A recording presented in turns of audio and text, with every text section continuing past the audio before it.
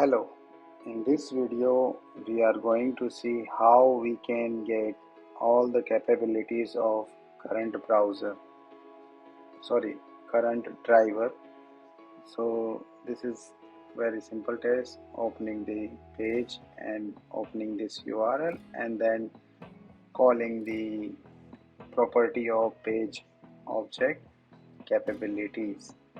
It will return the capabilities of driver that is currently configured. So let's run the test started running, and browser instance created, opening the URL and calling the capabilities property of page object.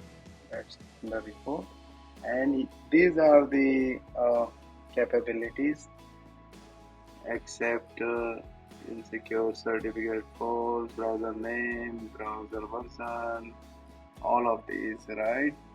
User data directory, FEDM accounts, debugger address, network connection enabled, false page load strategy, platform, set window rect, timeouts, implicit page load script, unhandled prompt behavior, accept and notify, and all these. So this is very handy property of page object that we can use, that is, by the way, supplied by Selenium Webdriver. So that's it. Thank you.